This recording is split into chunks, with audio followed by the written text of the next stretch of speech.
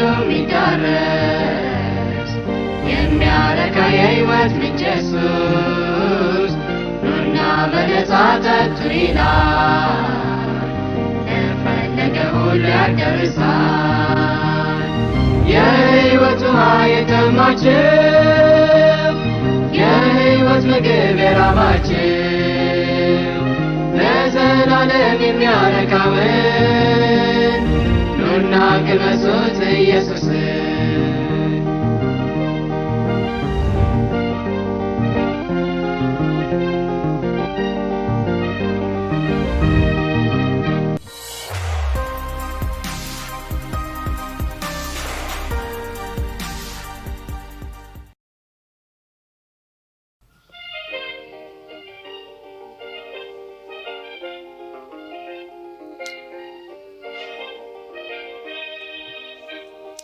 ለተጠማ ሁሉ የሚዳረስ የሚያረካ የሕይወት ምንጭ ኢየሱስ ኑና በነጻ ጠጡ ይላል ለፈለገ ሁሉ ያዳርሳል። የሕይወት ውሃ የጠማችሁ የሕይወት ምግብ የራባችሁ ለዘላለም የሚያረካውን ኑና ቅመሱት ኢየሱስ። ከእግዚአብሔር ከአባታችን ከጌታችን ከኢየሱስ ክርስቶስ ጸጋና ሰላም ለእናንተ ይሁን እያልን በርናባስ ሚኒስትሪ ከሆፕ ቻናል ኢትዮጵያ ጋር በመተባበር የሚያቀርብላችሁ ሳምንታዊ የቴሌቪዥን ፕሮግራማችን እነሆ ጀምሯል። ተመልካቾቻችን እንግዲህ እንደሚታወቀው በርናባስ ሚኒስትሪ እንደ ኢትዮጵያን አቆጣጠር ከ2010 ጀምሮ ላለፉት 7 ዓመታት የእግዚአብሔርን መንግስት የእግዚአብሔርን ሕዝብ በእግዚአብሔር ጸጋ ሲያገለግል ቆይቷል። ምንም እንኳን ዋና አገልግሎቱ ወንጌል ተኮር ቢሆንም ወንጌል እንግዲህ ሁሉን አቀፍ ስለሆነ በቤተሰብ እንዲሁም በትዳር ፓስተሮችን በማበረታታት የእግዚአብሔር አገልጋዮችን በማበረታታት በእግዚአብሔር መንግስት በብዙ በእግዚአብሔር ጸጋ ሲያገለግል ቆይቷል። ዛሬ ደግሞ በልዩ ፕሮግራም ወደ እናንተ መጥተናል። እስከ ፕሮግራማችን ፍጻሜ አብራችሁ እንድትሆኑ በአክብሮት እየጋበዝኩኝ ዛሬ እንግዲህ አብረን የምንቆየው ከበርናባስ ሚኒስትሪ ሚዲያ ቲም ጋር ይሆናል። እግዚአብሔር ፈቅዶ በርናባስ ሚኒስትሪ በአዲስ መልክ ፕሮግራሙን ወደ እናንተ ለማቅረብ ዝግጅቱን ጨርሶ ወደ እናንተ መጥቷል። እንግዲህ ዛሬ ከሚዲያ ቲም ጋር ነው አብረን ቆይታ የምናደርገው። አብራችሁን ቆዩ። እንኳን ደህና መጣችሁ። ያ እግዚአብሔር ይመስገን ዛሬ በጣም ደስ ብሎኛል። እንግዲህ ቀደም ብዬም እንደተናገርኩት በርናባስ ሚኒስትሪ የቴሌቪዥን ፕሮግራሙን ምንም እንኳን 7 ዓመት በእግዚአብሔር ጸጋ አገልግሎት ሆኖ ራሱን ችሎቶ ማገልገል ቢጀምርም የቴሌቪዥን ፕሮግራሙን ከጀመረ 5 ዓመታቶችን አስቆጥሯል። እንደ አውሮፓውያን አቆጣጠር በ2020 ነው እንግዲህ ወደ ቴሌቪዥን ወጥቶ ምህዳሩ ሰፍቶ እግዚአብሔር እድል ሰጥቶን ማገልገል የጀመርነው። እነሆ እንግዲህ በ5ኛ ዓመት ደግሞ በቲም ወይም በቡድን ሆኖ በአዲስ መልክ አገልግሎቱን ይዞ መጥቷል። ስለዚህ የእግዚአብሔር ስም የተመሰገነ ይሁን። እንግዲህ ቀጥታ ወደ እናንተ ነው የምሄደው። ራሳችሁን አስተዋውቁና ወደሚቀጥለው እናልፋለን። ታዩ ካንቺል ጀምር። አመሰግናለሁ። እግዚአብሔርን እጅግ አድርጌ አመሰግናለሁ። ወይዘሮ ታየች ዲራሞ እባላለሁኝ። የገርጂ ቤተክርስቲያን አባል ባለትዳርና የ2 ልጆች እናት ነኝ። አሜን። እግዚአብሔር ይመስገን። እሺ እንግዲህ እኔን ብዙዎቻችሁኝ ልታውቁኝ ትችላላችሁ። ነገር ግን እንግዲህ በአዲስ መልክ ራሴን ለማስተዋወቅ ፓስተር በቀለ ገብሬ እባላለሁ። የ3 ሴት ልጆች አባት፣ የ2 ደግሞ የልጅ ልጆች። አንደኛዋ የልጅ ልጅ በቅርባይንስ ከ1 ወር በፊት እግዚአብሔር የተመሰገነ እና ያው በርናባስ ሚኒስትሪ ፋውንደር በመስራችና ባለራዕይ ነኝ። ይህንን ፕሮግራም ከመጀመሪያው ጀምሮ አብረን እንግዲህ በተለይ ከአብስራዬ ጋር አብረን ብዙ ይህንን 5 ዓመት በሆስት ወይም ባስተና በአቀነባባሪነት ደግሞ እሷ ስታገለግለን ነበር። በዚሁ አጋጣሚ እግዚአብሔር ይባርካት። አሁን ደግሞ ከጎኗ ሌሎች ደግሞ ኃይል ጨምረን እንደዚህ በዛ ብለን በመገኘታችን በጣም እጅግ በጣም ደስ ብሎኛል። ክብር ለእግዚአብሔር። አሜን። እግዚአብሔር ይመስገን። ስሜ ቃል ኪዳን መላኩ እባላለሁ። የማመልከው ፍልውሃ ቤተክርስቲያን ነው። እግዚአብሔር ይመስገን። እኔ ሮቤል ዳንኤል እባላለሁ። ሐዋሳ ላሙራድ ሚስ ቤተክርስቲያን አባል ነኝ። አሁን ገርጂ ነው የማመልከው። አሜን። እግዚአብሔር ይመስገን። እንግዲህ በደንብ አስተዋውቃችኋል። እኔ በግሌ በእውነት በጣም ሁላችሁንም በኢትዮ በርናባስ ሚኒስትሪ ስም በጣም ነው ላመሰግን በወደው ሁላችሁንም በግል ከዚህም አገልግሎት ውጪ በጣም ወዳችሁ ማከብራችሁ እህትና ወንድሞች ናችሁ። እግዚአብሔር ደግሞ እንዲድል ስለሰጠን የእግዚአብሔር ስም የተመሰገነ ይሁን። እንግዲህ የመጀመሪያውን ጥያቄ የማደርገው ወደ ኋላ ወደ ኢትዮ በርናባስ ሚኒስትሪ አገልግሎት እየዘለቅን እንመጣለን። ግን ይሄን የከበረ እድል እግዚአብሔርን የማገልገል እድል እንዴት ነው ወደ አገልግሎት የመጣችሁት የሚለውን ጥያቄ ላንሳና ከዛም ደግሞ ወደ ውስጥ እንገባለን። እግዚአብሔርን የማገልገል ትልቁ እድል የደረሰኝ ገና በሕፃንነት 5ኛ ክፍል ተማሪ ሆኜ ነው። ሐዋሳ ትልቁ ቤተክርስቲያን ወይም ቁጥር 1 ቤተክርስቲያን ታቦር ቤተክርስቲያን የሚባለው በአሁኑ የውዳሴ ኳየር ሲመሰረት አብሬ ነው አገልግሎትን የጀመርኩት። ያው ከዛ በፊት 13ኛ አገለግል ነበር። ከዛ ጊዜ ጀምሮ በዝማሬ እግዚአብሔርን ሳገለግል ኖር ያለሁኝ። በመሃልም በአቤኔዘር የድራማና ስነ ጽሁፍ ቡድን ደግሞ ለረጅም ዓመታት በኢትዮጵያ በተለያዩ ክፍሎች እየተዘዋወርኩኝ ድራማና ስነ ጽሁፍ ላይ እግዚአብሔርን ሳገለግል ቆይቻለሁ። በአዋቂነት እድሜ ደግሞ ቤተክርስቲያንን በበጎ አድራጎት እንዲሁም ደግሞ በእህቶች አገልግሎት ዘርፍ ሳገለግል ኖር ያለውና ጥሪው ለኔ ልዩ ነው። ምክንያቱም ከቤተሰቤ በአገልግሎት ብቸኛ ነኝ ብል ማጋነን አይሆንብኝም። እግዚአብሔርን በብቸኝነት ሳገለግለው ኖር ያለሁኝ። በማገልገሌ ደግሞ በጣም ብዙ በረከቶችን አግኝቻለሁኝ። የማገልገሌ ዋና ገፊ ደግሞ ምክንያት ነው ፑሽንግ ፋክተር የምንለው እግዚአብሔር ራሱ ትልቅነቱ ታውቆ አለመጨረሱ ሁልጊዜም እንዳገለግለው፣ ሁልጊዜም እንዳመልከው፣ ሁልጊዜም ለሱ በፊቱ እንድገዛ ያደርገኛል። አሜን። እግዚአብሔር ይመስገን። በጣም ደስ ይላል። ታዩ ስትናገር በድራማው በቃ ጸጋ ልዩ ልዩ ነው። ሁሉ እግዚአብሔር ይገለገላል። ዞሮ ዞሮ እግዚአብሔርን ከፍ ያደርግ፣ እሱን ያግን ነው። በትውልድ መካከል ሊናገር የፈለገውን ነገር ያስተላልፍበት እንጂ በጸሎት ቢሆን በድራማ ቢሆን በስነ ጽሁፍ ቢሆን በስብከት ቢሆን ዞሮ ዞሮ እሱን ከፍ ያደርግና እግዚአብሔር በዚህ ሁሉ እንድታገለግል ድል ስለሰጠሽ እግዚአብሔር ይመስገን። ቀጥታ ወደ ፓስተር ነው የሚሄደው። ኦፍኮርስ እንግዲህ ቅድምም እንደተናገረው ፓስተር ብዙ ሰው ያውቃል። በዚህም አገልግሎት አብረን ስናገለግል ቆይተናል። በተለይ እንግዲህ አንተን አገልግሎት ካልኩኝ ሰዓትም አይበቃንም። ላለፉት ከ30 ዓመት በላይ የእግዚአብሔር መንግስት በማገልገል እድል አግኝተሃል። ግን በተለይ በኢትዮ በርናባስ ሚኒስትሪ ላለፉት ዓመታት የተደረጉትን አገልግሎቶች በጥቂት ንገረኝና ወደ ሌሎቹም አልፋለሁ። አዎ እንግዲህ በኢትዮ በርናባስ ሚኒስትሪ እግዚአብሔር ይህንን ራእይ ሲሰጠኝ ያው ሰፖርቲቭ ሚኒስትሪ ነው፣ ድጋፍ የሚሰጥ ሚኒስትሪዎች በኢትዮጵያ ውስጥ በዚያ ዘመን አልነበሩ፣ ብዙም አይታወቁም። እኔ እድሉን አግኝቼ የተማርኩት ጎረቤት ሀገር ነው። ኬንያ ተምሬ ያለው፣ ዩጋንዳ፣ ታንዛኒያም አጋጣሚ ሆኖ ምስራቅ አፍሪካ አካባቢ ያሉት ሀገሮች ውስጥ ተምሬ ያለው እና እዛ ብዙ ሚኒስትሪዎች አሉ በፈቃድ የሚያገለግሉና ሁሌ በቃ በጣም ያስደስቱኛል በፈቃድ የሚያገለግሉት። እና እኔ ኢሚዲየትሊ ቲዮሎጂ ጨርሼ እንደመጣው ድርጅት ውስጥ ነው የተቀጠርኩት። ሚኒስትሪ ማቋቋም አልቻልኩም፣ ምክንያቱም ትንሽ መቀጠር አለብኝ፣ ደሞዝ ማግኘት አለብኝ፣ ትዳር መያዝ አለብኝ። ግን ድርጅት ውስጥ ሆኜ ሁሌ ስለ ሚኒስትሪ ነበር ማስበው። መቼ ነው ሚኒስትሪ ማቋቋሙ? በተለይ ያው ጡረታ ልወጣ አካባቢ እድሜ ትንሽ ገፋ ሲል ካረጀው በኋላ ከደከምኩ በኋላ ጡረታ ከወጣ በኋላ ነው ሚኒስትሪ ማቋቋሙ እንደ ብዬ ያው በፈቃዴ ሊቭ ዊዛውት ፔይ ከድርጅቱ ያው በፈቃድ የወጣሁበት ሁኔታ አለ እድሜ ከመድረሱ በፊት። ከዛ በኋላ ይህን ሚኒስትሪ አቋቋምኩኝ እና ለምን በግል አላገለግልም በማለት እግዚአብሔር ባረከኝ። በግልም ቤተሰቦችን ማስተዳድርበትም አቅም ሰጠኝ። ከዛ በኋላ ያው ይህን ሚኒስትሪ አቋቋምኩኝ። በዚህ ሚኒስትሪ አማካኝነት እግዚአብሔር መቼም ብዙ ስራ ሰርቷል።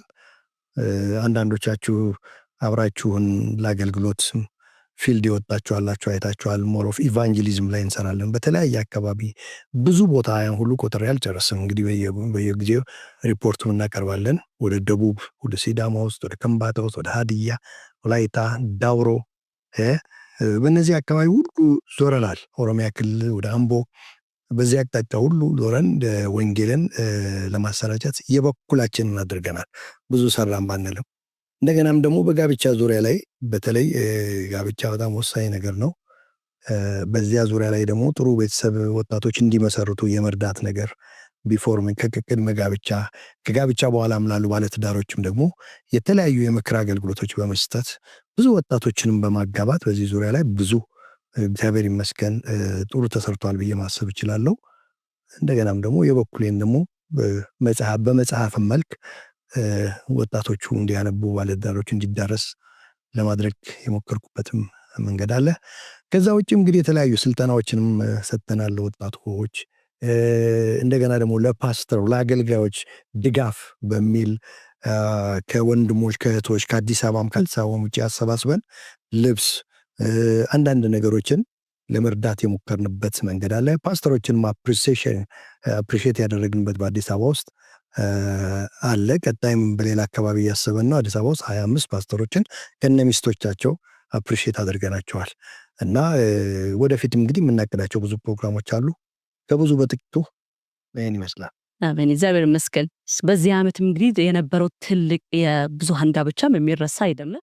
እርግጥ ነው ትንሽ ነው የተናገርከው፣ ግን እግዚአብሔር እድል ሰጥቶት ይሄ ሚኒስትሪ ብዙ የማገልገልን እድል ስላገኘን እግዚአብሔር ይመስገን ቃል አንችልም። እንዴት ነው ወደ አገልግሎት የገባሁት ብዬ ሳስብ ቅድምም አንድ ሁለት ለማለት ሞክረን ነበርና አይ ቲንክ ክሬዲት መስጠት ለነበረብኝ ሰው ክሬዲት አልሰጠውም፣ ረሳሁት ቆየ መሰለኝና ያው እንዳልኳችሁ ቅድም እኔ የማመልከው ፍሎሃ ነው እና ክርስቲያን አልነበርኩም እና ወደ ክርስትና ስገባ ክርስቲያን ከሆንኩም በኋላ ወደ አገልግሎት አልገባሁም ነበረ። ነገር ግን የፍሎሃ ወጣቶች የተለያየ ግሩፕ ሁነን ምሳ ለመብላት ሻይ ቡና ለማለት እንወጣ እንገባ ነበርና በዛ መካከል ያስተዋለኝ ሰው ነበረ።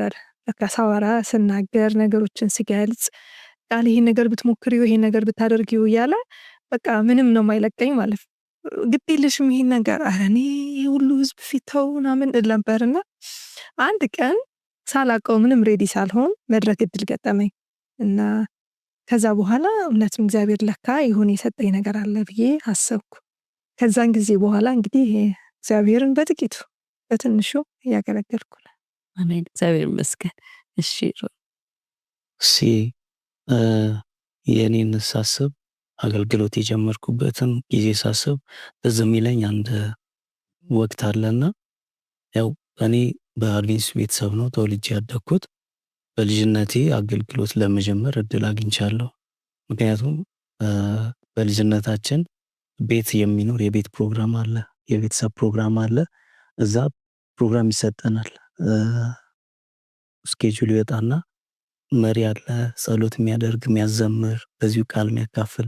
እነዚህ ነገሮች ናቸው ኮትኩተው ያሳደጉን ብዬ አስባለሁና እንደ ቤተሰብም ሌሎችም እህቶቼ ወንድሞቼ ሲያገለግሉ ያ በልጅነት በእኛ ውስጥ የተቀረጸው ነገር ትልቅ ስጦታን እንድናውቅ መክሊታችን እንድንለይ ያደረገ ይመስለኛልና በልጅነት ስለዚህ ከዛ ያስተዋልኩት ምንድነው የቤተሰብ ፕሮግራም በጣም ለልጆች እድገት እንደገና መንፈሳዊ ብስለት አገልግሎታቸውን መክሊታቸውን እንዲለዩ በጣም ትልቅ እንትን አለውና አስተውሳለሁ። ለመጀመሪያ ጊዜ በትልቅ ህዝብ ፊት የሰበኩት 3ኛ ክፍል እያለሁ ነው። የልጆች ፕሮግራም ተዘጋጅቶ ስብከቱን እኔ አላዘጋጀው፣ እናቴ ናት ያዘጋጀችና ጽፋ ሰጠችኝ። ያንን ተለማመድኩት እና አረሰውም እስካሁን እግዚአብሔር ፈጣሪና አፍቃሪ የሚል ርዕስ ነበረው እና የዛሬ በጣም ብዙ ዓመት ከዛ በኋላ ያው በአድቬንቲስት ቤተክርስቲያን አገልግሎት ከጨረስን በኋላ ከመድረክ ወጥተን ሰውን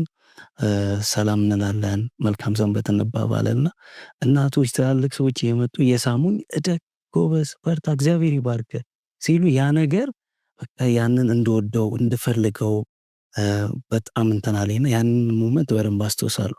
ከዛ በኋላ እግዚአብሔር በረዳኝ መጠን በእግዚአብሔር ጸጋ በኳየርም እንደዚህም ቃልም በማካፈል በቤተክርስቲያን ከወጣቶች ጋር ሳገለግል ቆይቻለሁና በዚህ ላይ እኔ ማስታውሰው እግዚአብሔር ይመስገን። ወንድሜ ሮቤልም ሲናገር የሁላችንም እንግዲህ የተለያየ የአገልግሎት ጥሪ ነው ያለን እና ከጥሪ በላይ ከጥሪዎች ሁሉ በላይ የሆነ ጥሪ እግዚአብሔርን ማገልገል ነው።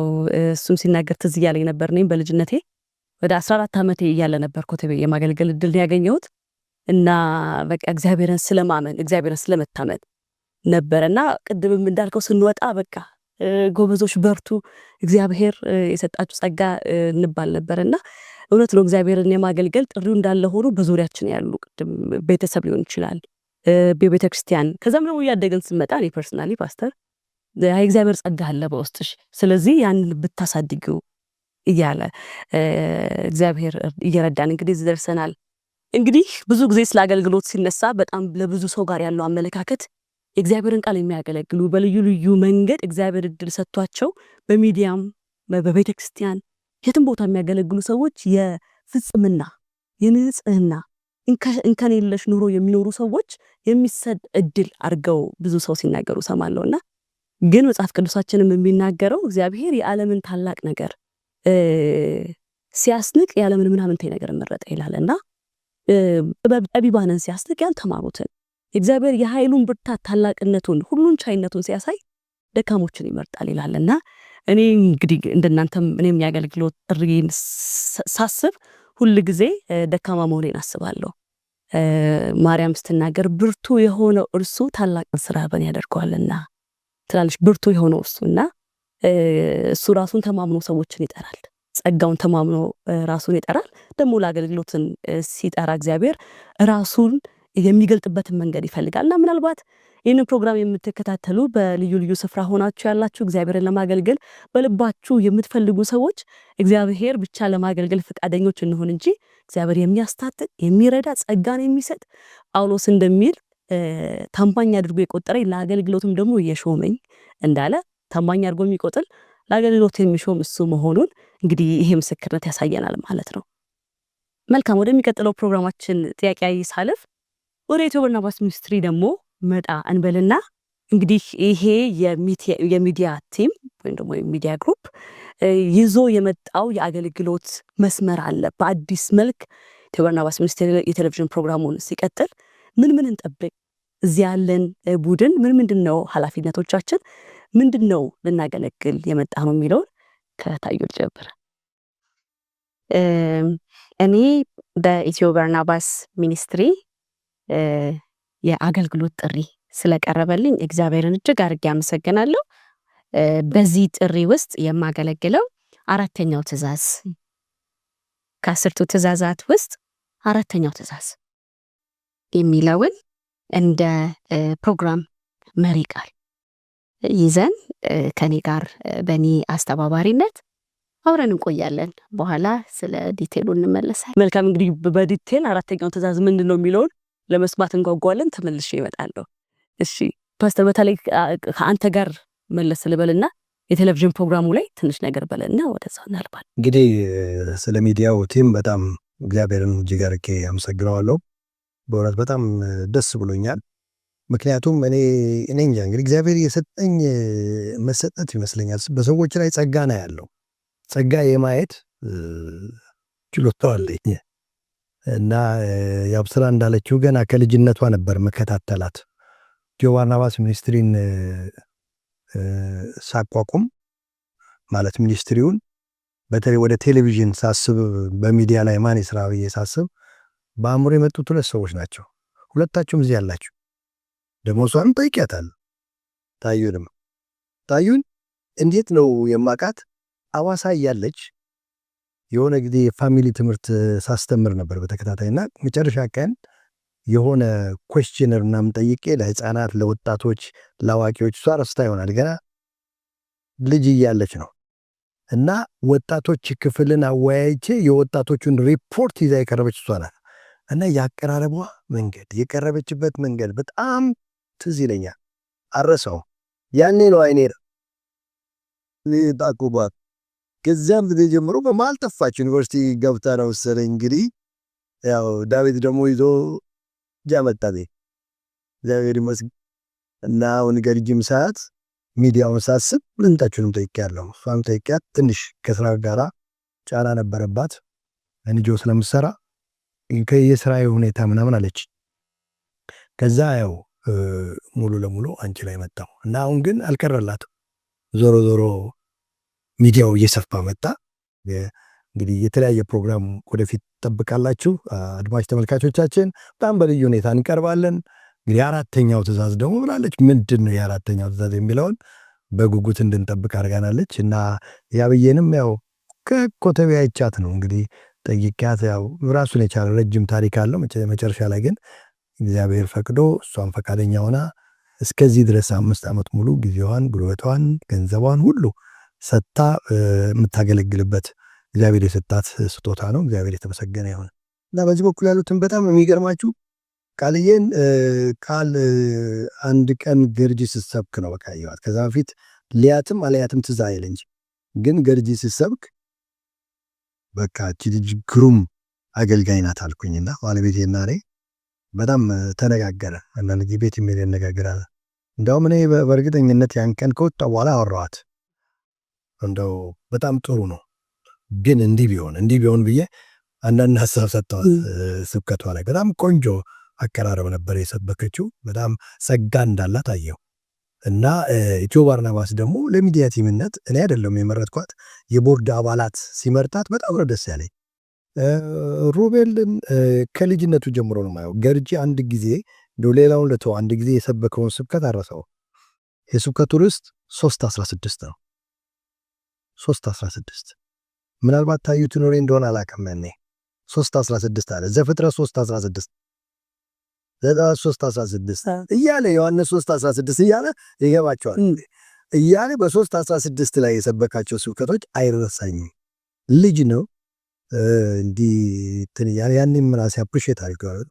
እኔ አገልጋዮች ደስ ይሉኛል፣ ሰባኪዎች ሲወጡ ታዳጊዎች ሲያድጉ ደስ ይሉኛል እና ሞራል ሰጥተዋል። ከዚያን ጊዜ ጀምሮ ከታተዋል እግዚአብሔር በሄደበት ደቡብም ሳገኘው በጣም ሳየው ደስ ይለኛልና ሮቤልን በዚሁ አጋጣሚ ደግሞ የዚህ የሚዲያ ቲም በመሆኑ በጣም ደስ ብሎኛል።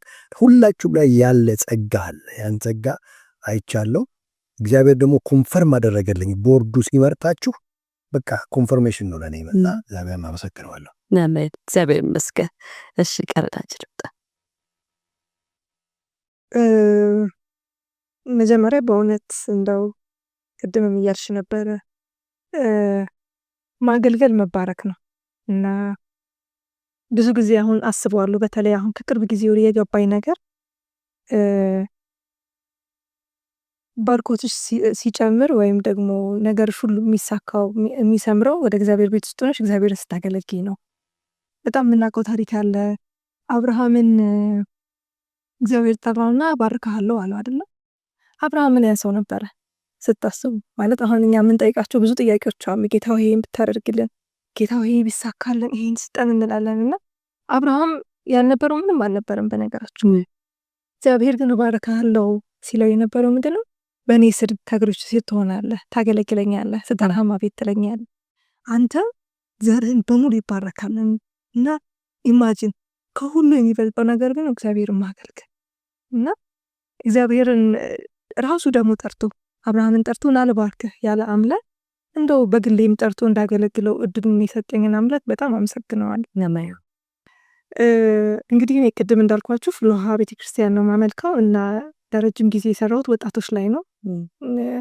እንደምታውቁት ትልቅ ቸርች ነው እና ብዙ ወጣቶች አሉ እና ወጣቶች ላይ ብዙ ጥያቄዎች፣ ብዙ ምልከታዎች፣ በጣም የማይጠበቁ እውነት እንደዚህ ነው እንደ ቤተክርስቲያን ውስጥ የሚያስብሉ ብዙ ኢሾች አሉና እንግዲህ ይህን ሚኒስትሪ ጆይን ካደረግኩ በኋላ ወጣቶች ላይ መስራት አለብኝ የሚል ሀሳብ ወደ ልቤ መጣና በወጣቶች ያለውን ስራ ሰራለሁ ብያለሁ።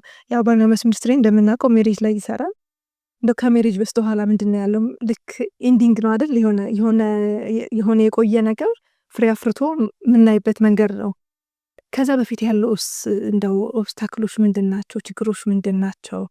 ቤተክርስቲያንስ በዚህ ረገድ ምንድነው ሰፖርት የምታደርገው የሚለው እንደ ሴትም እንደ ወንድም እንደ ቤተክርስቲያንም እንደ ሚኒስትሪም ይሄን ነገር ማንሳት አለብን ብዬ እንደውም እየተነጋገርን ነበር። ያቡ ካስታውሽና እግዚአብሔር ቢረዳኝና ቢፈቅድ እንግዲህ በጋራ አንድ ላይ ይህንን የወጣቶች ፕሮግራም ዝግጅት አዘጋጃለሁ ብያለሁ። አሜን። እግዚአብሔር ይመስገን።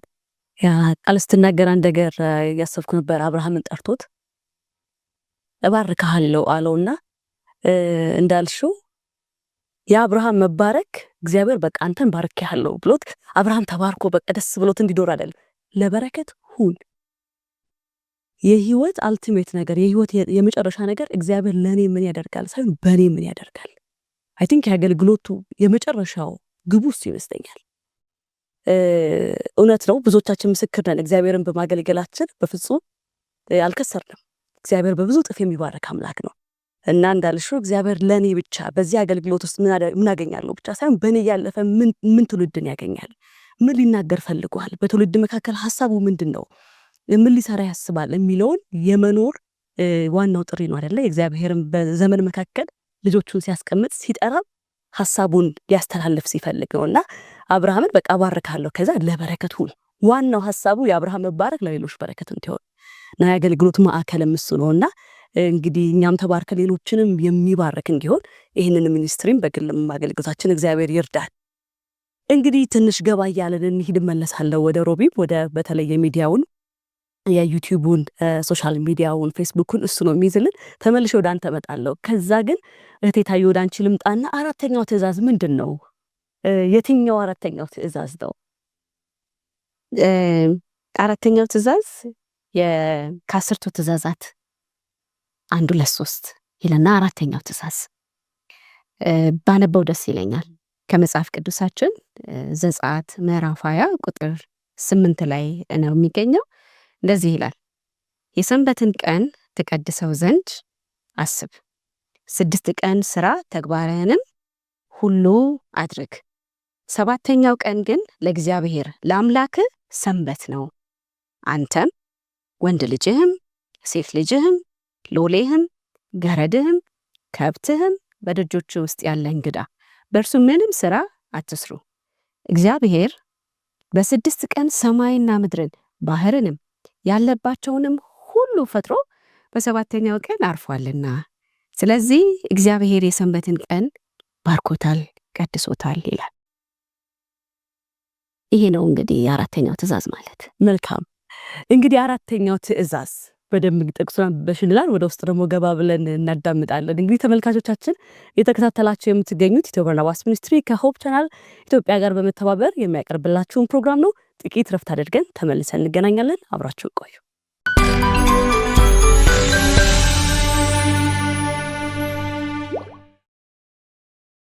ተመልሰን መተናል። ተመልካቾቻችን የተከታተላችሁ የምትገኙት ኢትዮ በርናባስ ሚኒስትሪ በአዲስ መልክ የሚጀምረው ፕሮግራም የመጀመሪያውን መሰናዶ ነው። እንግዲህ ቅድም እህቴ ታዩ ከመጽሐፍ ቅዱሳችን ከዘጸአት ምዕራፍ 20 ላይ አንብባለን ስለ አራተኛው ትእዛዝ ልትነግሪ ነበርና ምንድነው አራተኛው ትእዛዝ?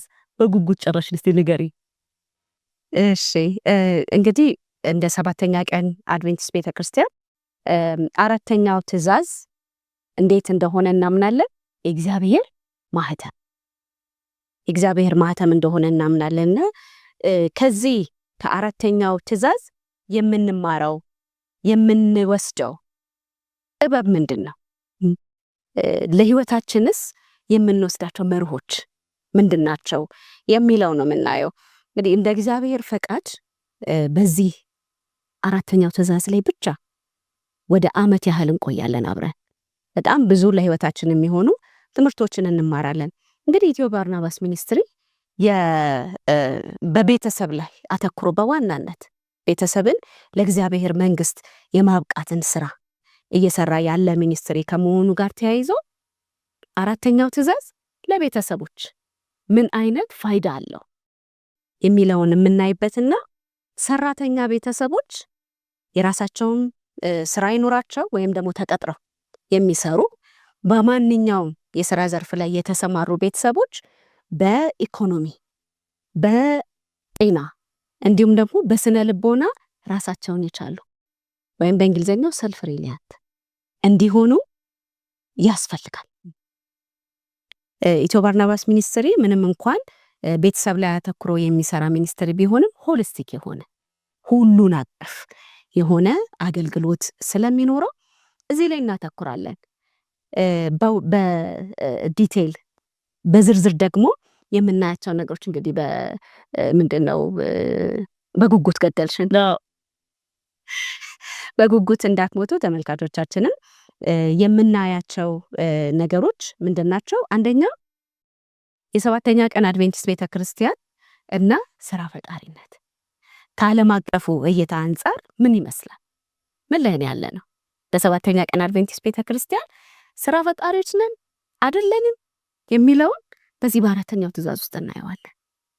ሌላው ደግሞ ትእዛዝ ራሱ 10ቱ ትእዛዛትና ሌሎች ትእዛዞች ለምን አስፈለጉ የሚለውንም አራተኛውን ትእዛዝ ተመርኩዘን በአራተኛው ትእዛዝ መነጽር ሌሎቹን ትእዛዛቶች በሙሉ እናያለን። የትእዛዝ አስፈላጊነት ምንድን ነው የሚለውን እናያለን።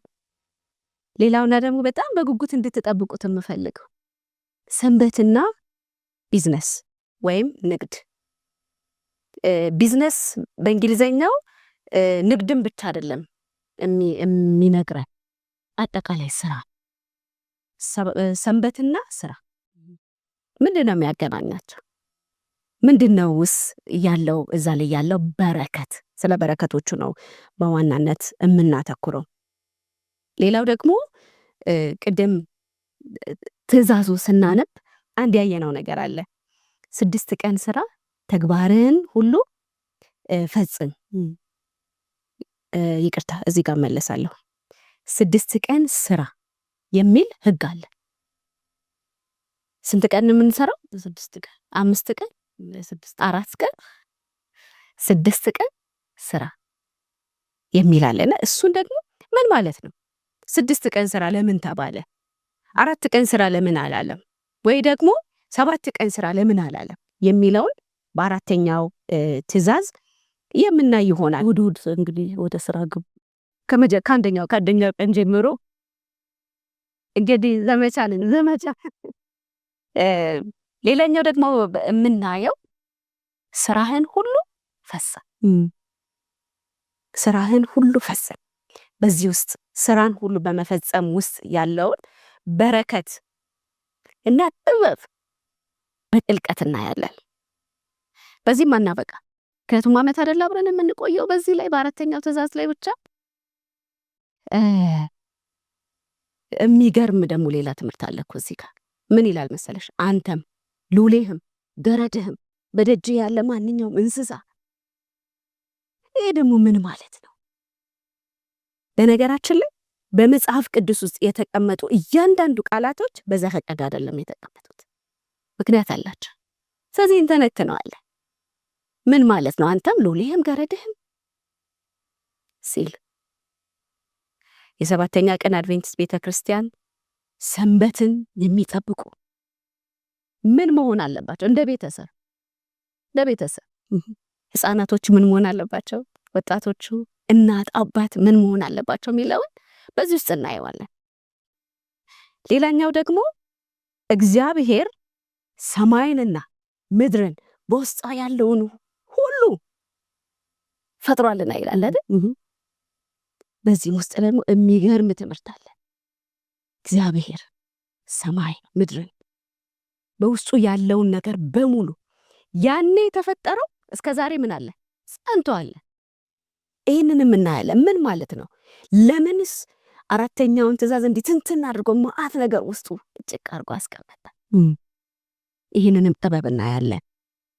በዚህም አናቆምም። እግዚአብሔር ይላል ሰባተኛውን ቀን ባረከው፣ ቀደሰው። ከዚህ አራተኛው ትእዛዝ ውስጥ ደግሞ የሰንበት ረፍት አለ፣ መቀደስ አለ። እግዚአብሔር ባርኮታል፣ ቀድሶታል፣ የተለየ አድርጎታል። ይህንንም ደግሞ ምን ማለት ነው የሚለውን የምናይበት ይሆናል። በመጨረሻ ይህን ሁሉ ካየን በኋላ ዝም ብለን እኛ አንወጣ። ከተመልካቾቻችን የሚቀርቡ ጥያቄዎችን፣ አስተያየቶችን ደግሞ ይዘን የማጠቃለያ ፕሮግራሞችን እናደርጋለን ማለት ነው። በነገርሽ ላይ ያብዬ ይህንን የአራተኛውን ሰንበት የአራተኛውን ትእዛዝ ፕሮግራም እኔ ልምራው እንጂ ከኔ ጋር አብረው የሚቆሙ ብዙ ሰራዊቶች አሉ።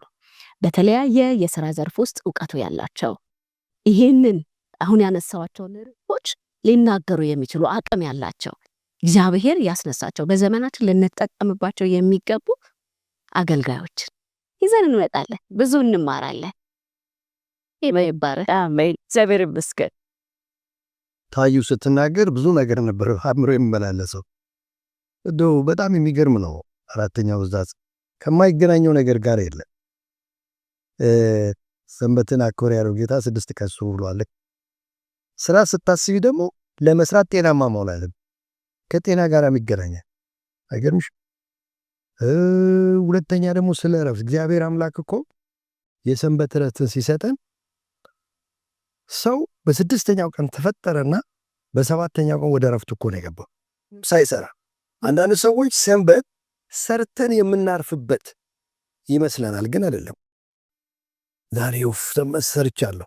እግዚአብሔር በሰራውና በፈጸመው ስራ ውስጥ ነው እኛ በእረፍት ነው የጀመርነው እና ሰው በማረፍ ይጀምርና ወደ ስራው ይሄዳል። ግልጽ ነው። እና በጣም ብዙ ነገሮች ትልላል። ከቤተሰቡ ወርሺፕ ጋራም ከፋሚሊ ጋራም አብሮ ይጀምራል። ምክንያቱም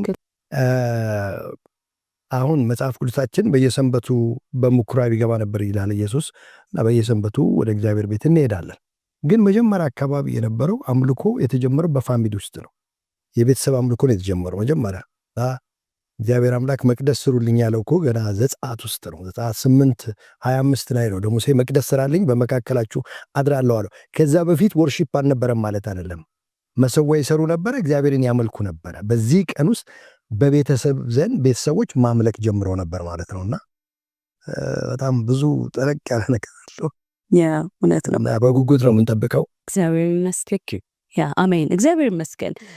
በጣም ደስ ይላል። እውነት ነው። ፓስተርም እንዳለው እጅግ በጉጉት ነው የምንጠብቀው። እግዚአብሔር ደግሞ ድንቅ ነገርን በዚህ የፕሮግራም ዘርፍ እንደሚያደርግ አምናለሁ። ታዩ ስትናገር አንድ ነገር አስብ ነበረ። እኛ እንግዲህ እንደ ኢትዮ በርናባስ ሚኒስትሪ እነዚህን ሁሉ ነገሮች በመነካካት ወሰን አልባ የሆነ ነገር ውስጥ ለመግባት አይደለም። ግን ክርስቶስ አንድ ምኩራብ ገብቶ ከፈወሰ በኋላ ሲከሱት እንደዚህ ያለ ከናንተ ማን ነው አህያ ወይም ደግሞ እንስሳ ወደ ቢገባበት እማያወጣ የሰውን ሁለንተና በሰንበት ስለፈወስኩኝ ስለምን ትከሱኛላችሁ አለ። ለካ ሁለንተናዊ የሆነ ፈውስ ለመኖር አገልግሎታችንም ሁለንተናዊ መሆን አለበት። ማለት ክርስቶስ ሲመጣ ያልነካው የህይወት ክፍል የለም። እንደ ክርስቲያን አገልግሎታችን በሁሉም ሳይድ የሆነበት ምክንያት የሰውን ሁለንተና ኑሮ ለመንካት ነው። እና እንግዲህ አሁን ደግሞ ሌላው የወጣቶች ዘርፍ ስለሆነ ወደ ቃል መጣለሁኝ። ከዛ በፊት ግን ከፓስተር ጋርም ትንሽ ቆይታ ላድርግ። በተለይ የእግዚአብሔርን ቃል በማካፈል እንግዲህ ለረጅም ጊዜ ፓስተር ካንተም ስታገለግለን ቆይተሃል።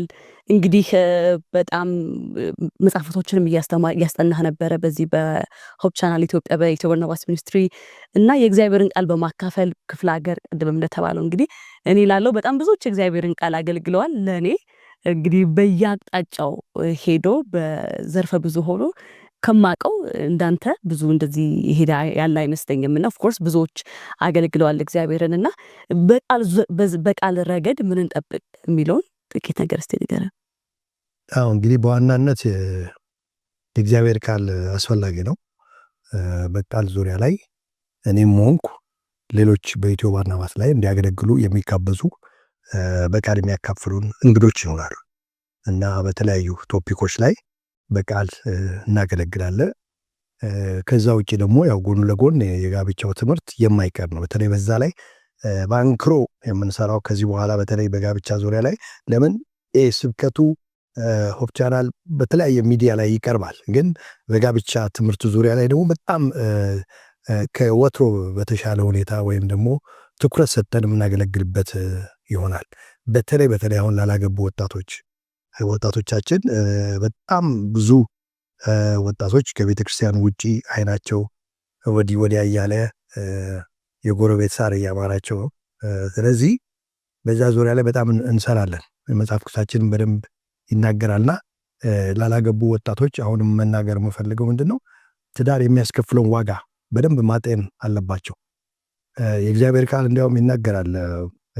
ጊዜ ላለመውሰድ ያህል እንጂ ያዘጋጀሁት ነበር አንድ ጥቅስ አንደኛ ቆሮንቶስ 7:28 ላይ የሚያገቡ ሰዎች በስጋቸው ላይ መከራ ይደርስባቸዋል ይላል እና በጣም ጥሩ ትዳር ያላቸው ባለትዳሮች እንኳን በትዳራቸው ውስጥ አስቸጋሪ ሁኔታ እንደሚገጥማቸው ይህን ሪያሊቲ ማወቅ አለባቸው።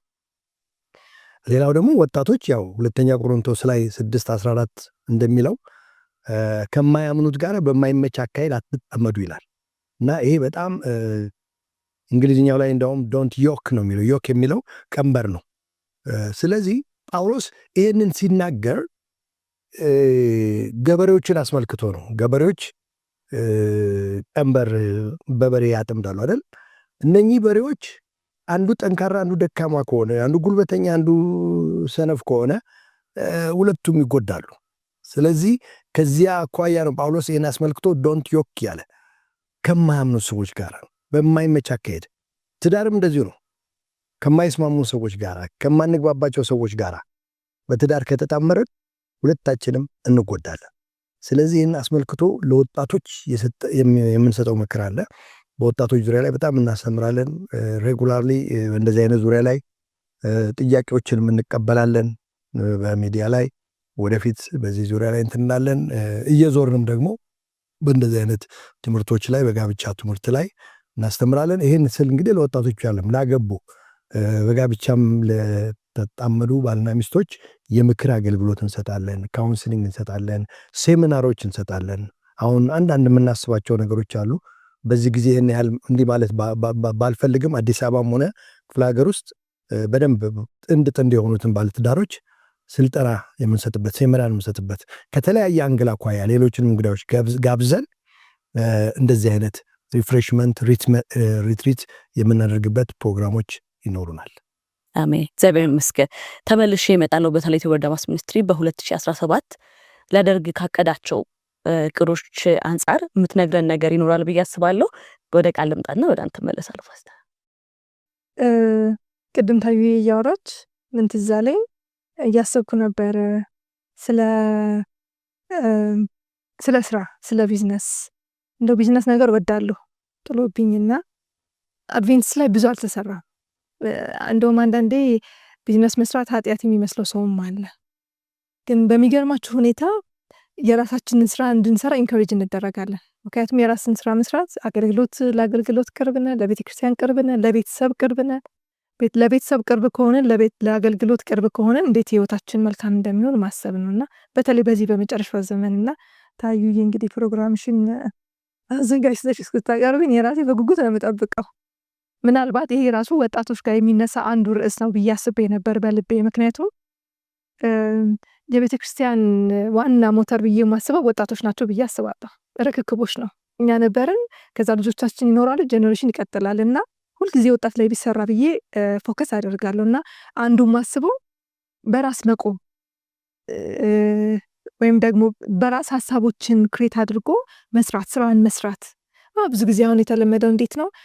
መማር፣ ትምህርት ላይ ብቻ ዴዲኬሽን፣ ጊዜሽንም ገንዘብሽንም ኢንቨስት ማድረግ ነው። በጣም ቆንጆና ትክክለኛ መንገድ ነው። ግን እስከ የትና እስከ መች የሚለውን ነገር ያው ብዙ ጊዜ ወጣቶች በቤት በእናትና አባት ስር ነው የምንሆነው እና እናትና አባት በዚህ ግቢ በዚህ ውጪ እነሱን ነው የምንሰማው ምናምን። ግን ከእግዚአብሔር ጥሪ መጠየቅ፣ ከእግዚአብሔር ጋር ልምምዶች ማድረግ እንዳለባቸው እና የራሳቸውን ከልጅነታቸው ጀምሮ ወይም በወጣትነታት ጊዜያቸው ዴቨሎፕ እንዲያደርጉ ማድረግ። ምናልባት እንግዲህ ይህንን ታዩ ትረዳኛለች ብዬ አስባለሁ። ይሄ እግዚአብሔር ቢረዳንና ቢፈቅድ በጣም በልቤ የሚመላለስ ሀሳብ ነው። እንግዲህ እንዳልኳችሁ ይሄኛው ሀሳብ ትልቅ ነው። አንደኛ በራስ መቆም ካለ እንዳልኳችሁ አቬላቢሊቲ ይጨምራል። ለቤተክርስቲያን ቅርብ መሆናችን፣ ለቤተሰብ ቅርብ መሆናችን ሁሉም የሚጀምረው ከቤተሰብ አይደለም እና 2-3 ጥቅሞች አሉት። ፋይናንሻልም ስቴብል እንሆናለን፣ ፋሚሊ ክራይስም አይገጥመንም፣ ፐርሰናል ያለን ከእግዚአብሔር ጋር ያለን ኮንታክትን በጣም ቆንጆና የተረጋጋ ነው የሚሆነው። ስለዚህ እዚህ ላይ ወጣቶች ምን ያስባሉ? እንደ ሚኒስትሪ እኛ ወጣቶች ላይ ምን አይነት ኢሜጅ መፍጠር እንችላለን የሚለውን ያው በአንድነት እንሰራለን ማለት ነው። ይሄኛው የመጀመሪያውና በጣም ከረጅም ጊዜ በፊት የማስበው ነገር ነው።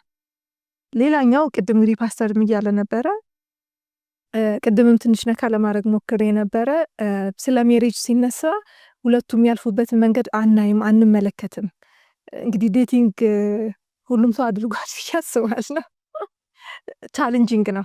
ክርስቲያናዊ ዴቲንግ ምን ይመስላል፣ ምንድን ነው የሚለውን ነገር ከወጣቶች ጋር በቅርበት ማውራትና ቆም ብሎ ማስተማር ወይም ደግሞ ስልጠና መስጠት የተለያየ ነገር ነው እና እኔ ደግሞ በቅርበት የማውራት ጥያቄዎችን የመሰብሰብ ምንድነው ጭንቅላታቸው ውስጥ ያለው ልባቸው ውስጥ ያለው ምንድነው የሚለው እድሎች ስለነበሩ በሰፊ መሰራት እንዳለበት በደንብ ገባኝ። ስለዚህ ከትዳር ጋር ትዳር የሚለው ሳይሆን ትዳር ለመድረስ የሚያስፈልጉ ነገሮች ምንድን ናቸው?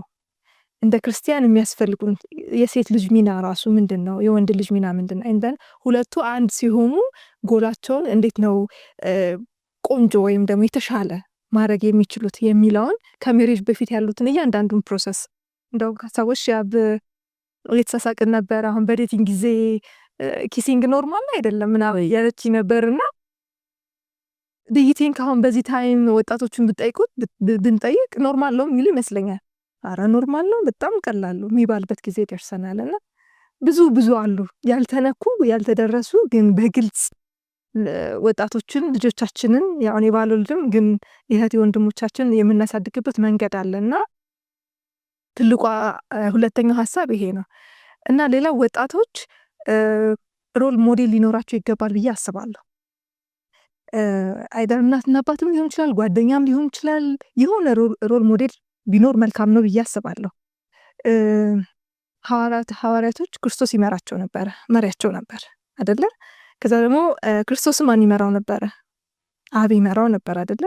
ከአብ ጋር ይነጋገር ነበር፣ ከአባቱ ጋር ይነጋገር ነበር እና ስንዘጋው እና ሁሉ ነገሩን ስናጠቃልለው መሪያችን እግዚአብሔር ነው። እግዚአብሔር ግን በእኛ ለመጠቀም ሰዎችን ያስቀምጣል። ስለዚህ የህይወት ሮል ሞዴላችሁ ማን ነው? ምን እየተመለከቱ ይሆን ወጣቶች? ማንን እየተመለከቱ? ዓለምን እየተመለከቱ ነው? ቤተክርስቲያንን እየተመለከቱ ነው?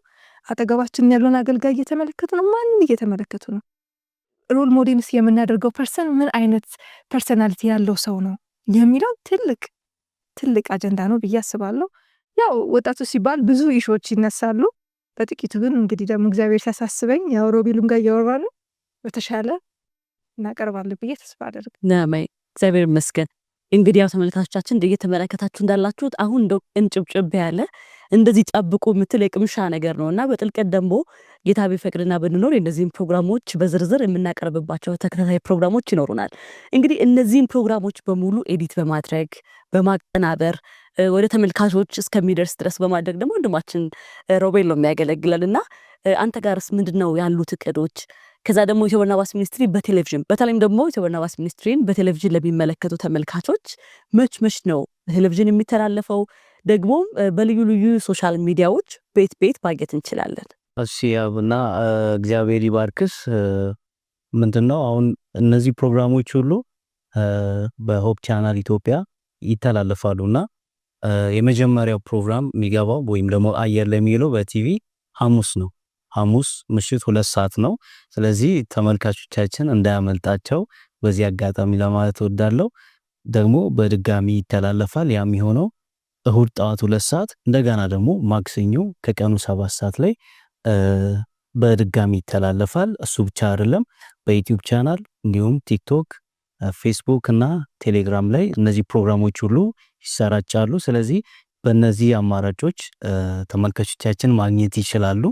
በቅርብ ደግሞ ልዩ የሆነ ወጣቶች ፕሮግራም አለ። እሱ ላይ እንደውም ፓስተር ሀሳቡን ሊያጋራን ይችላል። እንግዲህ በቅርብ በዚህ ዓመት በ2017 እንግዲህ ካቀድነው አንዱ ትልቅ እቅዳችን የወጣቶች ስልጠና ነው ወይም ዩስ ኮንግሬስ ከነሐሴ 19 እስከ 24 2017 ዓመተ ምህረት ነው። የዚህን አይነት ፕሮግራም ከዚህ ቀደም ከላላ ላይ አድርገን ነበረ ከ4-5 ዓመት በፊት። የምታስታውሱ ወጣቶች አላችሁ። አሁን ደግሞ ትንሽ በዛ ላሉ ወጣቶች በአቃቂ ለማዘጋጀት አስበናል።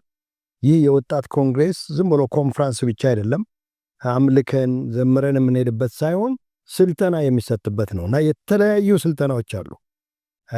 ስቴዲ ኦፍ ሪቨሌሽን የሚል መጽሐፍ ቅዱሳዊ የሆነ ጠለቅ ያለ የትንቢት ጽሁፎችን የምናጠናበት ትምህርት አለ። እነዚህ አስተማሪዎች በነገራችን ላይ ከኩየራ እንደዚሁም ከአዲስ አበባ ዙሪያም ፕሮፌሽናል የሆኑ ሰዎች ጋብዘን የተለያዩ ትምህርቶች እንሰጣለን። ኮርትሺፕ አንዱ ለወጣቶች የሚሰጥ ትምህርት ነው። እንደገና ኢቫንጀሊዝም አንዱ ቶፒክ ነው ኢቫንጀሊዝም። አንድ አባባል አለ the church that does not winning the lost is lost ነው ይባላል። እና የጠፉትን ሰዎች የማትፈልግ ቤተክርስቲያን ራሷ ጠፍታለች ይላል። ስለዚህ ቤተክርስቲያን ትልቁ ዓላማዋ ኢቫንጀሊዝም ነው። ጌታ ኢየሱስ ክርስቶስ ከዚህ ከሰማይ ወደ ምድር የወረደበት አንዱ ዓላማና አጀንዳ ነው እና ይህንን አጀንዳ እያንዳንዱ ወጣት የራሱ እንዲያደርገው እንፈልጋለን። ስለዚህ በኢቫንጀሊዝም ዙሪያ ላይ ስልጠና ይሰጣል። ሌላ ሆምሌቲክስ ነው። ሆምሌቲክስ ይሄ አርት ኦፍ ፕሪቺንግ ነው። የስብከት ሳይንስ፣ የስብከት ጥበብ ነው። ሰለሞን በዛ ላይ ይናገራል። መክብብ ምዕራፍ 12 ቁጥር 9 ሄዳችሁ ብታነቡ ሰባኪው ጠቢብ ስለሆነ ለሕዝቡ እውቀትን አስተማረ፣ ምሳሌዎችን ከዚህም ፈላለገና አስማማ ይላል። እና ምንድን ነው የስብከት ጥበብ ምንድን ነው? አንድ ሰው ስብከቱን እንዴት ነው ማዘጋጀት ያለበት? እንዴት ነው የሚያዘጋጀው? ስብከት በምናቀርብበት ጊዜ እንዴት ነው ማቅረብ ያለበት? እነዚህ አይነት ጥበቦችን አብረን የምንማራቸው ይሆናል። እንደዚህ አይነት በነገራችን ላይ እነዚህ ኮርሶች በቴዎሎጂ በ3 ወር ምናምን የሚሰጡ ኮርሶች ናቸው። ነገር ግን በአንድ ሳምንት ውስጥ ጭምቅ ተደርገው በአጭሩ በሚገባን መልኩ ሊያስተምሩን የተዘጋጁ ሰዎች አሉ። ሌላው ሊደርሺፕ የሚል ትምህርት አለ። እንደዚሁም በሊደርሺፕ ዙሪያ ላይ ሊያስተምሩን የተዘጋጁ ዶክተሮች አሉ። ኢንተርፕሪነርሺፕ ቅድም ተጠቅሷል፣ የስራ ፈጠራ። ይህንንም በዚህ በወጣቶች ኮንግሬስ ላይ በደንብ ይሰጣል። እርግጠኛ ነኝ በዚያ ስፍራ የምትገኙ ወጣቶች ስራ ፈጣሪ ሆናችሁ ከዚያ ስፍራ እንደምትለዩ ተስፋ አደርጋለሁ። ሌሎችም ደግሞ በቃ ብዙ የምናስባቸው ቶፒኮች አሉ፣ እዛ ላይ አንድ እናደርጋለን። ስለዚህ ወጣቶች የፕሮግራም እንዳያመልጣችሁ። አንዳንዶቻችሁ ተመዝግባችኋል፣ ኦልሬዲ ምዝገባ ተጀምሯል። በነገራችን ላይ የተመዘገቡ አሉ፣ በጣም ከትግራይ የተመዘገቡ አሉ፣ ከመሃል ሀገር ከደቡብ አካባቢ የተመዘገባችሁ አላችሁ። አሁን ደግሞ ማስታወቂያውን በደንብ እየሰራን ያለ ነው። ምዝገባውን ቶሎ መጨረስ ስለምንፈልግ ያሰብነው ቁጥር ስንደርስ ቦታ አይኖረንም። የሚደረገው አቃቂ ነው። አቃቂ ዶርምተሪ ማደሪያ ስፍራ አለ፣ ለወንዶችም ለሴቶችም ማደሪያ ስፍራ የአቃቂ ትምህርት ቤት አዘጋጅተውልናል። ምግብ እዛ ነው የምንበላው፣ ቁርስ፣ ምሳ፣ እራት። ከዛ ውጭ ደግሞ ያው ፌሎሺፕ ይኖረናል። ጧትና ማታ ወርሺፕ ጊዜ ይኖረናል። በጣም ልዩ ሳምንት ነው የሚኖረን። መጨረሻችሁ ደግሞ ያማረ ይሆናል። ሰርቲፊኬሽን ፕሮግራም ይኖራል። ፕሮግራሙ ካዘጋጀን በኋላ ለተከታተላችሁ ሰዎች ሰርቲፊኬት እንሰጣለን ማለት ነው እና ይሄ ፕሮግራም እንዳያመልጣችሁ። ምናልባት አንዳንዶቻችሁ መመዝገቢያው በዛ እያላችሁ አንዳንድ ሀሳብ የላካችሁልን ሰዎች አላችሁ። በእውነት አልበዛም። እኛ በጣም ብዙ ፕሮግራሞችን ስፖንሰር አድርገን ማስዌዲንግ፣ ሌላ ፕሮግራሞችን እንትን ብለናል። ይህንን ግን ቢያንስ ግማሹን ይክፈሉ በሚል ነው። 2000 የእናንተን ወጪ ይሸፍናል ማለት አይደለም። ምግብ ወጪ አለ፣ ሌሎች የምናወጣቸው አሉ። አገልጋዮችን ከየቦታ እንጠራለን።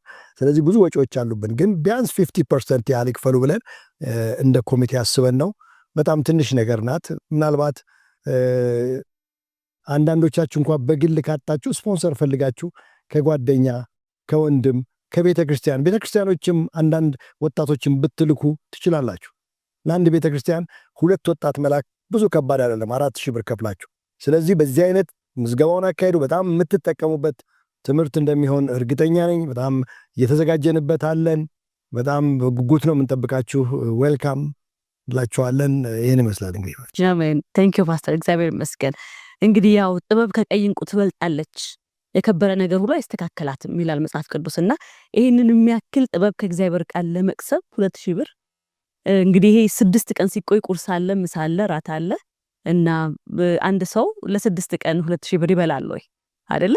እና ይሄንን የሚያክል የእግዚአብሔርን ጥበብ ተካፍለን ዋናው ነገር አትሊስት ይሄንን ከቨር የሚያደርግ እንጂ ረብን ፍለጋ እንዳልሆነ ተመልካቾቻችን እንደምትረዱን እናውቃለን። እንግዲህ እግዚአብሔር ደግሞ ያተሳክቶ ብዙዎች የምንጠቀምበት እግዚአብሔር መንግስት ጥበብ የምንካፈልበት እንዲሆን እንግዲህ ጸሎትና ምኞታችን ነው። እንግዲህ ጊዜ ባይገድበንና እንዲህ እያለን ብዙ ነገር ብንጨዋወት ደስ ባለን፣ ነገር ግን ጊዜ ገድበላል። ስለነበረን ጊዜ እግዚአብሔር ስም የተመሰገነ ይሁን። ተመልካቾቻችን እንግዲህ የተከታተላችሁ የነበረው በኢትዮ በርናባስ ሚኒስትሪ ሆፕ ቻናል ጋር በመተባበር ያቀረበላችሁን ፕሮግራም ነው። ይህ ፕሮግራም ኢትዮ በርናባስ ሚኒስትሪ በአዲስ መልክ የመጣበት ፕሮግራም ነው። ከዚህ በመቀጠል ደግሞ እንግዲህ እዚህ ያሉ ቡድኖች በሙሉ የራሳችንን ፕሮግራም ይዘን ወደ እናንተ የምንቀርብ ይሆናል ማለት ነው። ጌታ ቢፈቅድና ብንኖር በሚቀጥለው ሳምንት በሌላ መሰናዶ እስከምንገናኝ የእግዚአብሔር ጸጋና ሰላም ከሁላችን ጋር ይሁን። ተባረኩ።